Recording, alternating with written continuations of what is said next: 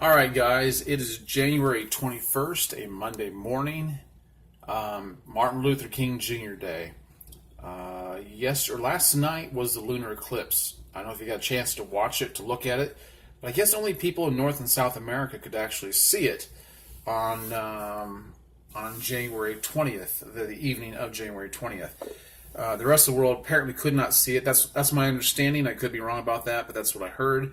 And I always find these kind of things kind of anti-climactic. Such a big deal is made about it, and you see pictures on Instagram and Facebook of filtered pictures to make the blood moon look even more enrapturing. But I never see it that way. I'm sure that some people do. From what I heard, it depends on what's in the atmosphere.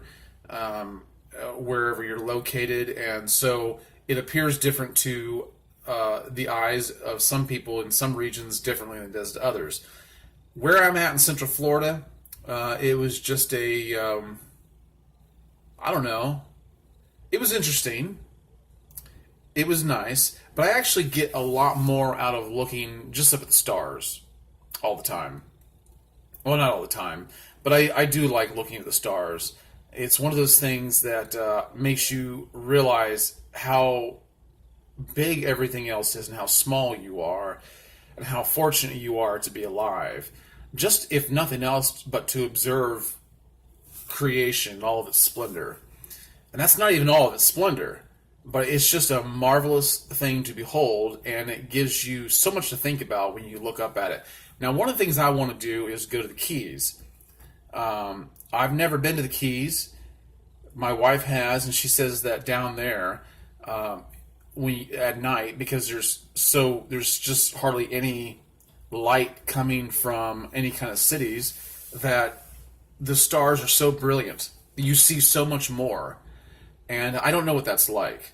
I would love to actually see that. I like watching Survivor, and on Survivor, they're on these islands, like out in Fiji, and what are some of the other places they're at? For some reason, I can't think of them off the top of my head, but there's so little light there that I'm sure there's some kind of filter on their cameras too to make it look even better for the screen. But it's just amazing, and I want to witness that. I want to experience that someday. Well, anyway, having said that. On my Facebook memories today popped up something that I had posted back in 2013. Now, my 17-year-old son was 12 years old back then, and he had brought a paper home, and I happened to come out and see it laying on the counter, and I looked at it, and I had to write this down. Here's what I wrote on my Facebook. I said, I happened to see a paper that Dash, my son, 12-year-old son at that time, brought home from school, laying on our counter, and on it was written, apparently this is just an assignment. His teacher wrote, please write below your position on how you feel about this question. What is the hardest thing you have ever done? In bold type. I said I thought his answer was pretty funny and smart, or maybe I'm just really juvenile too. Here's what Dash's answer was. He said, the most hardest thing I have ever done was doing this paragraph. It was hard because I couldn't think of anything to write. It's also the hardest thing I've ever done because I can't remember the hardest thing I've ever done. And because I don't like Mondays. That's great. I mean, that is just candid honesty. And who could say that better than a kid? The most hardest thing I've ever done, because I don't like Mondays. He just shoots straight. He's just like that. That's one of the things I love about him. He's got a tremendously good sense of humor, even when he's not trying to be funny. And but it really does give you something to think about. He couldn't think of the hardest thing he's ever done. Maybe that's because really his life hasn't been that hard compared to a lot of people. It's our job as a parent to protect our children and to insulate them from unnecessary hardness. Now, there is hardship and hardness that they're going to have to experience in life, they're just not going to get around. If your child is insulated from everything, then you're not doing them any favors. But it's also our job to insulate them from things that are harmful, injurious to them. And, there are people in my family growing up that suffered great harm at the hands of other people, and it wasn't necessary.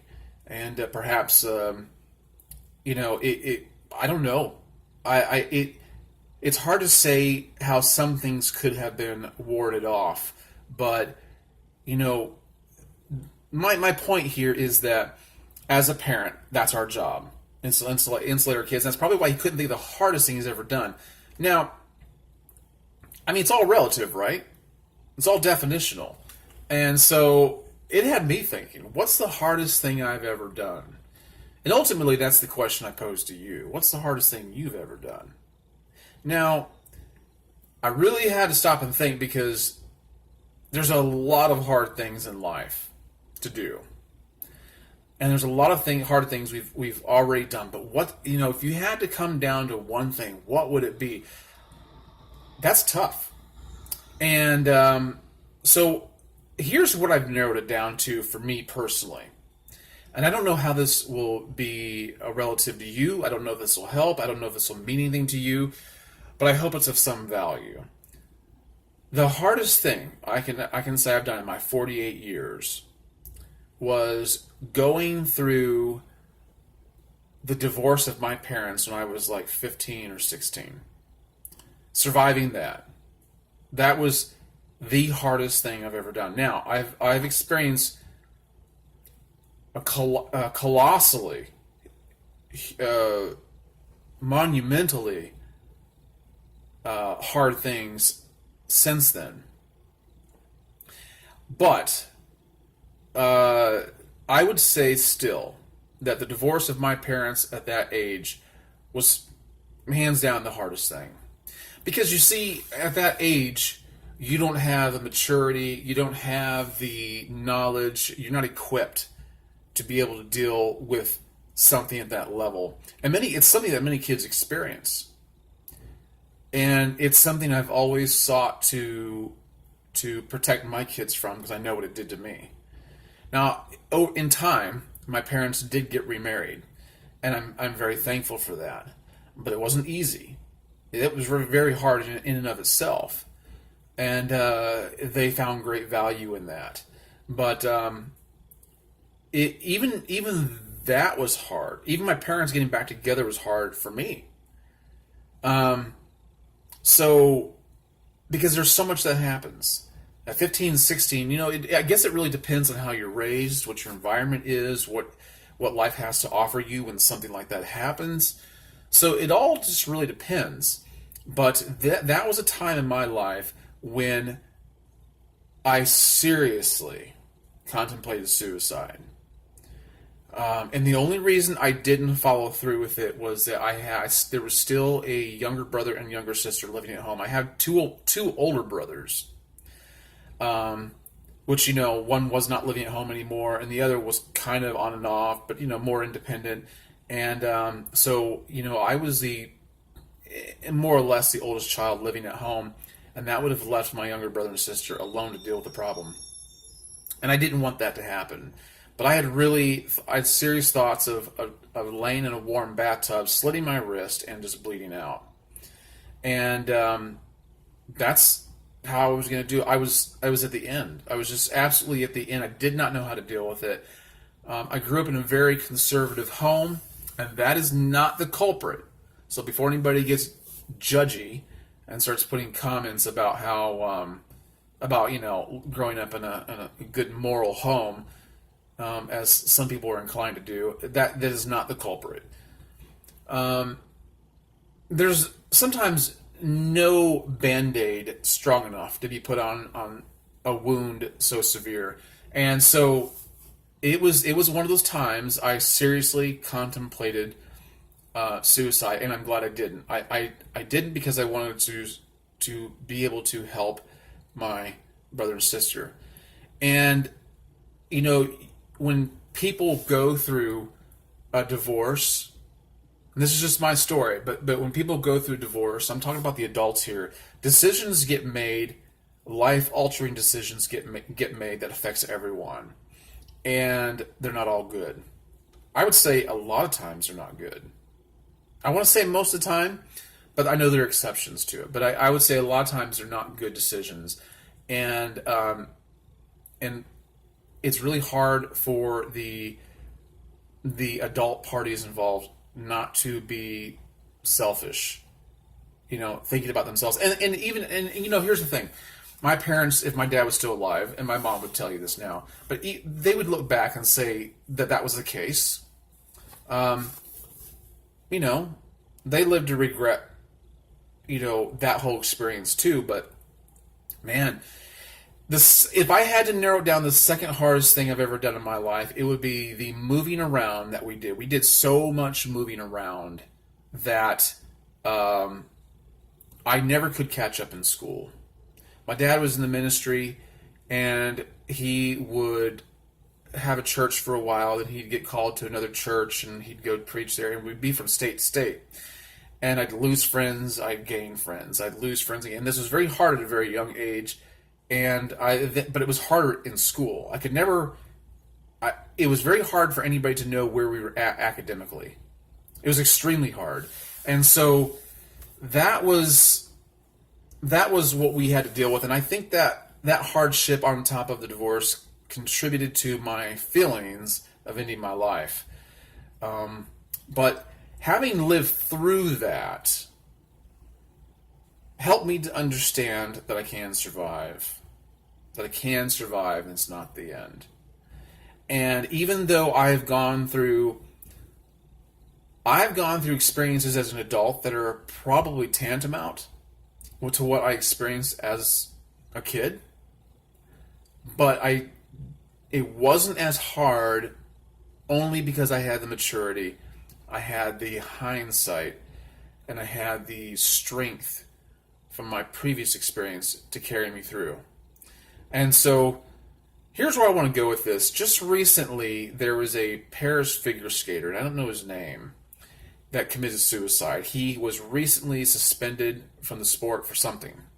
I don't know what it was. I don't even know if they're disclosing that. But he committed suicide, and I think it's one of the saddest things you can ever hear about. And I don't ever like to hear that about anybody. I mean, there are exceptions of great evil, that embody some people that you would like to see that happen, but those people don't do that, generally speaking. Think of people like Jeffrey Dahmer, John Wayne Gacy. I would have no problem with that, but those kind of people, they generally don't do that. But I really hate it when I see that, and it saddens me when I see people do that. He was only 33 years old. Only 33. He may have had extenuating circumstances there. He might have been bipolar. He might have struggled with depression.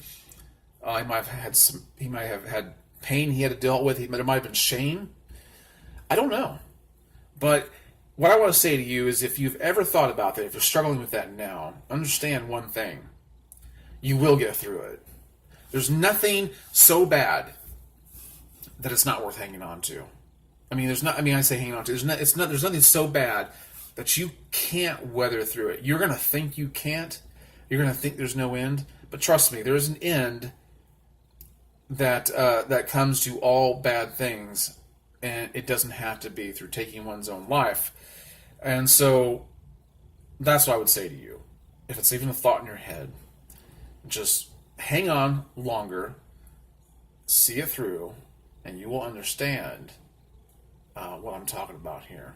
I hope I haven't taken up too much of your time. I hope it's giving you something to think about. And if it's of value to you, and you think you can think of somebody that would need to hear this, feel free to share it. And I appreciate your time. I'll catch you on the next one. Bye-bye.